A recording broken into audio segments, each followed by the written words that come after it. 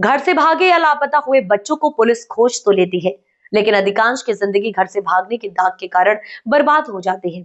यही वजह है कि मध्य प्रदेश के उज्जैन में पुलिस ने नवजीवन मुहिम शुरू की, जिसके चलते तलाशे गए 291 बच्चों को पुनः उनके सपने पूरा करने के लिए पुलिस ने प्रयास शुरू कर दिए।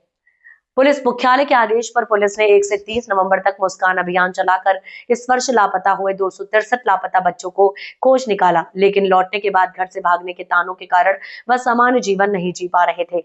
इसी को देखते हुए एसपी प्रदीप शर्मा ने नवजीवन अभियान शुरू किया, जिसके चलते सभी को माता पिता के साथ बुलाया गया। इनमें से 120 बच्चे परिवारों के साथ मंगलवार को पुलिस लाइन पहुंचे।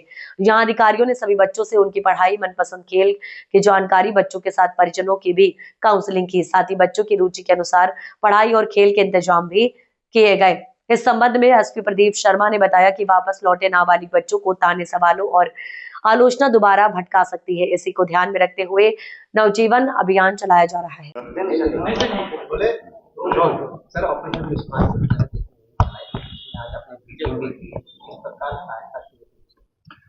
इस साल करीब 263 नाबालिग बालक बालिकाएं अपना घर छोड़कर कई कारणों से, चाहे माता पिता से विवाद हो गया हो, परिवार में किसी बात से रुष्ट हो गए हो, पेपर में कम नंबर आए हो, फेल हो गए हो, ऐसे अन्य कारणों से अपने घर से तो कहेंगे कि ये रुष्ट होकर चले गए थे।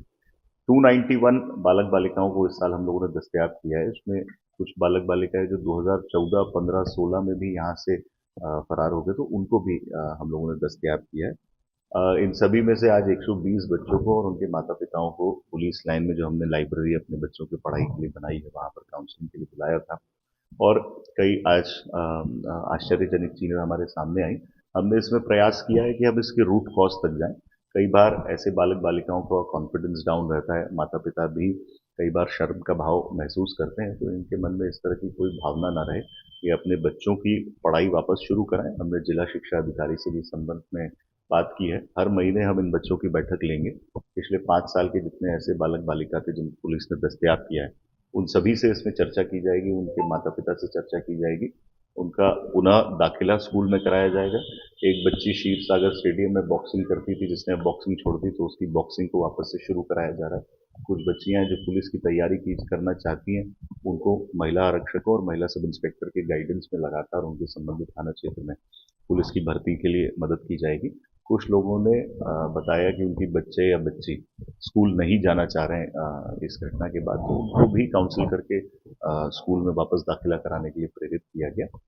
एक माँ ने अवगत कराया कि उनकी बच्ची अनाथ आश्रम से वापस नहीं आ रही है, माँ से रुष्ट होकर, तो उस बच्ची से भी हम लोग बातचीत करेंगे और प्रयास करेंगे कि उसका अपनी माँ से वापस मिलाप हो सके। ऐसे कई केसेस आए जिन सभी की काउंसलिंग हम लोग करेंगे। हमारा प्रयास है कि हम न केवल ढूंढ पाएं, बल्कि अब फॉलो अप लें और इनका जीवन बेहतर कैसे हो सकता है, इसके लिए भी नवजीवन नाम से हमने एक प्रयास किया है, पहल प्रारंभ की है, और ये हर महीने बैठक ली जाएगी, हर महीने इनका फॉलो अप किया जाएगा। चाहे स्कूल में पढ़ाई से रिलेटेड मुद्दा हो, परिवार में किसी बात का विवाद हो, गांव में किसी बात का विवाद हो, आपस में जो भी दिक्कतें हैं, उन सभी को हम दूर करने का प्रयास करेंगे।